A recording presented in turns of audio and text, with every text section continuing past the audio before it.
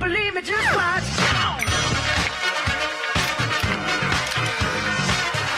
All right, we're back on the Morning Brew with friends. I'm a Star Wars fan. You guys love Star Wars? I love Star Original Wars. Star Wars or the remakes? The Original. Awesome. Well, our friend Joey B is here. He's going to tell us all about how we need to watch Star Wars. Joey?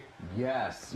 Well, sci-fi is not really the coolest thing this weekend in the movie theaters. You would think it was with Jupiter Ascending, fantasy with Seventh Son, and those movies kind of suck. So it was really a dark time for sci-fi.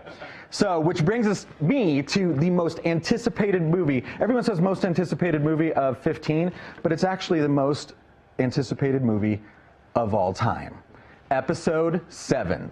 This is finally, Star Wars is picking up where it left off, but only like 30 years later. No prequel, nothing hanging over. And best part about it, George Lucas is not involved.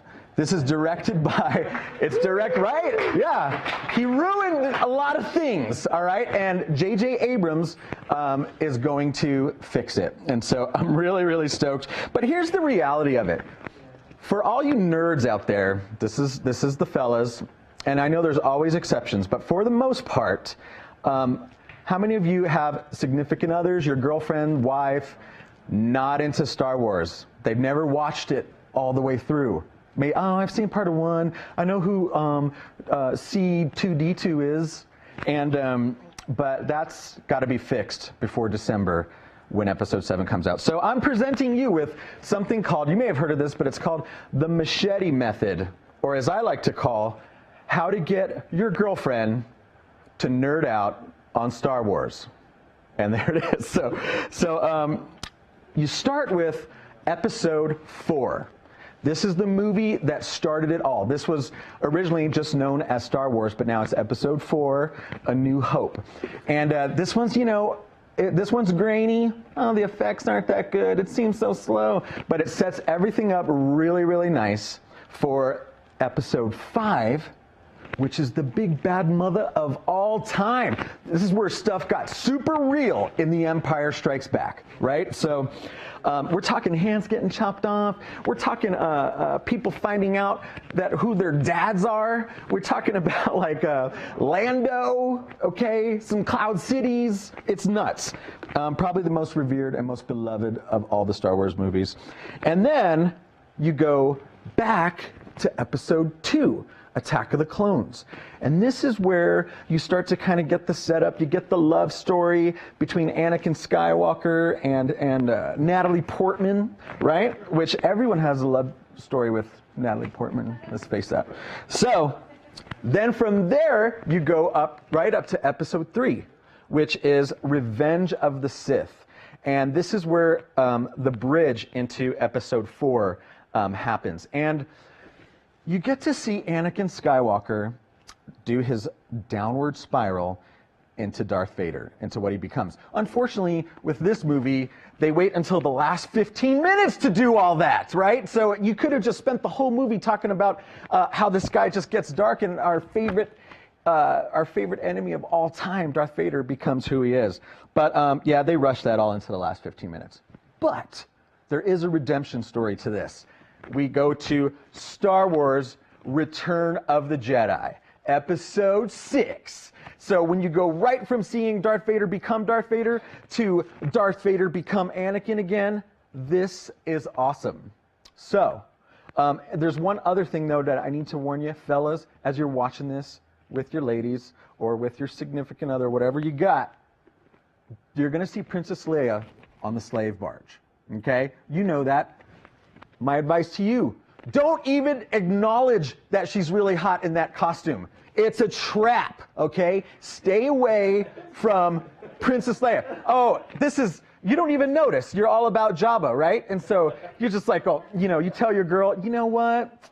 You got an hourglass and she's only got 45 minutes. You know what I'm saying? So you let her know, okay? This is your wonderful date night.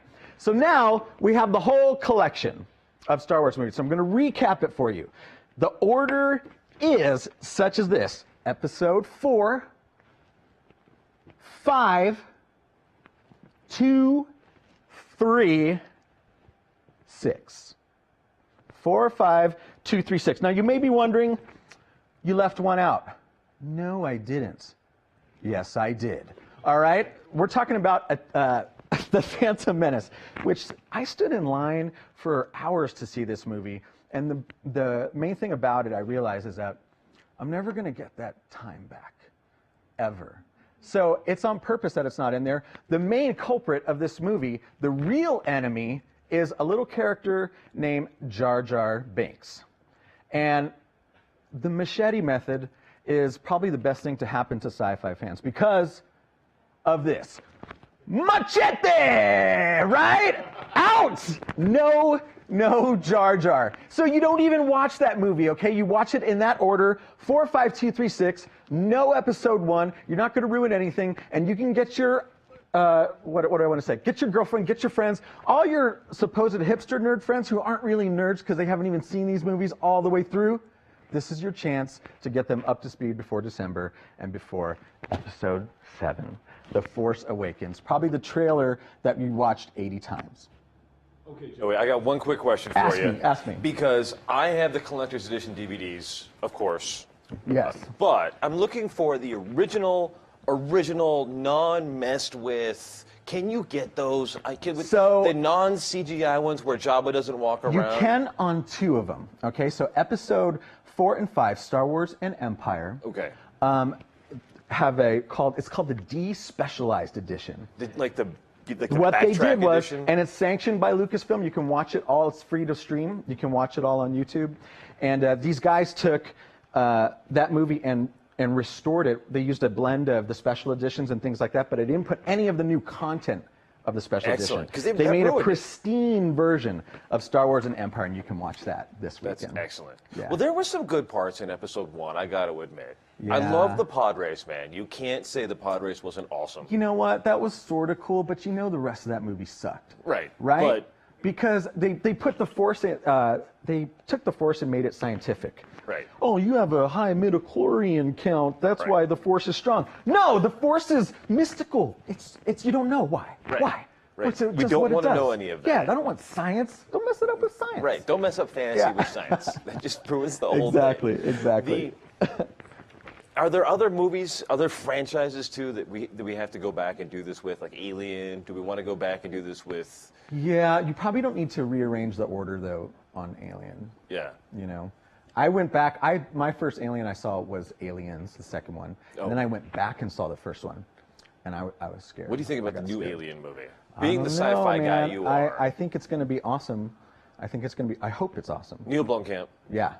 And what did he do? He did the crazy thing where aliens land over Johannesburg. Oh yeah. It was That's right. excellent. It was very fun. He did Elysium too.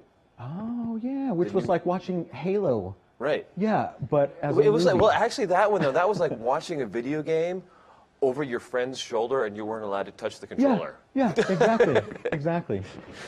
That's pretty funny. It was pretty harsh. Yeah, You wanted it was to, really rough, but I thought it was really cool, and I thought it had a pretty decent story. Right. They tried to put a bunch of action in it. But, Well, I'm going to come back and talk to you about Oscar films. You are our movie guy. All right. So we got to talk all about who you got in the Oscar race coming up. And you guys will stick around, talk Oscars, and we can talk more theater in just a couple of minutes on The Morning Brew with Friends.